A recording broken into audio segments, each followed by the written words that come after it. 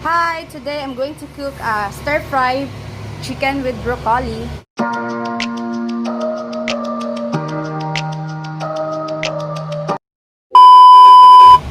So, unang gagawin, magpapainit muna ako ng kawali.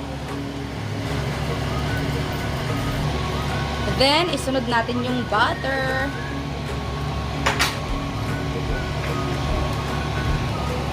Antayin lang hanggang matunaw. Ngayon, natunaw na yung butter. Next natin yung garlic.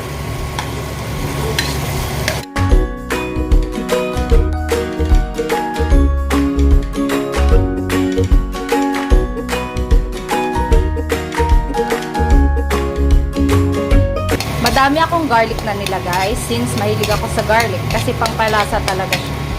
Antayin lang mag-golden brown yung garlic. Next, isunod na natin yung onions.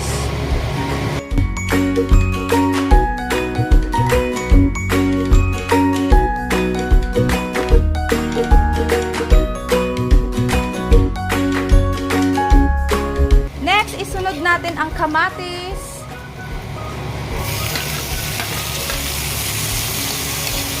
Kasi ang kamatis pangpakatas para magkaroon siya ng sauce.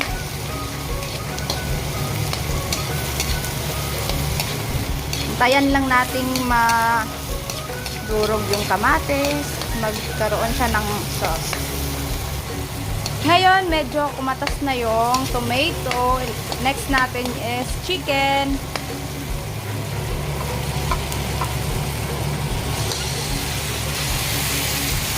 Lagay na yung chicken na hiniwa ko ng medyo maliit lang siya.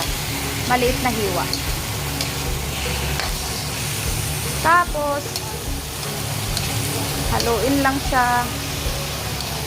Haluin lang siya ng maigi.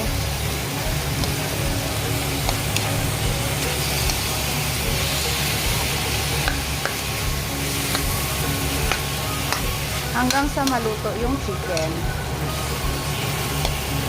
Of course, hindi ko makakalimutan gumamit ng magic sarap para mag-absorb sa chicken yung lasa.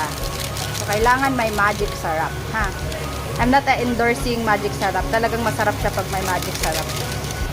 1 kilo chicken ang binili ko since madami kaming kakain. Kaya kailangan 1 kilo. I-shimmer lang natin siya ng 2 minutes.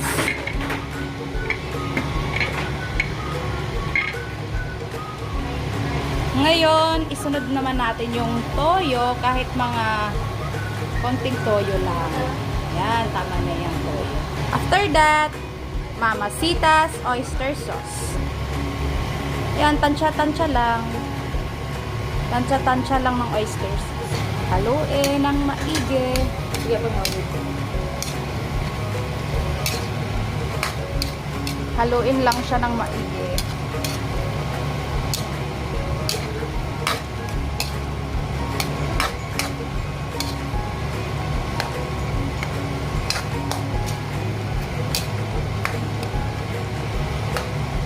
Tapos tikpan natin.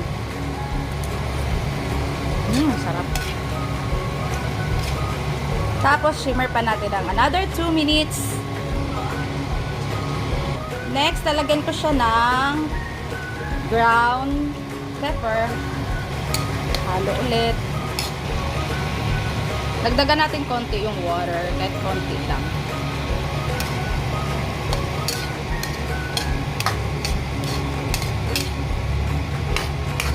Next, ilagay na natin yung carrots.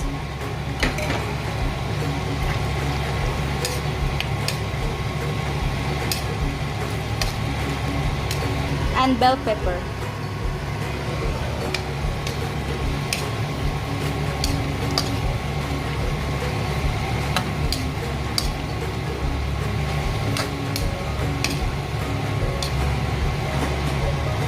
Now, nag-dissolve ako ng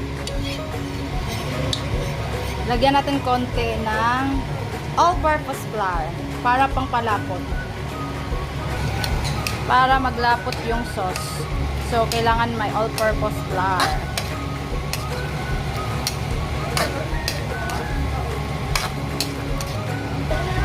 Next, ilagay na natin ang broccoli. Yan, nalagay na ang broccoli. Medyo madami akong nabiling broccoli since mahilig kami sa broccoli. Kasi sobrang daming takaw dito eh. I-overcook yung broccoli. Ang dami kong broccoli na nalagay oh. Mayaman sa broccoli tong stir-fried chicken with broccoli ko. Yan. Haluin mo lang. Shimmer lang natin ng another 2 minutes. Huwag masyadong lutuin yung broccoli. Dapat half cook lang. Ayan. Ito na! Bubuksan ko na! Yan! Wow, ang sarap! Ayan na, finished product ko. Stir-fry chicken with broccoli.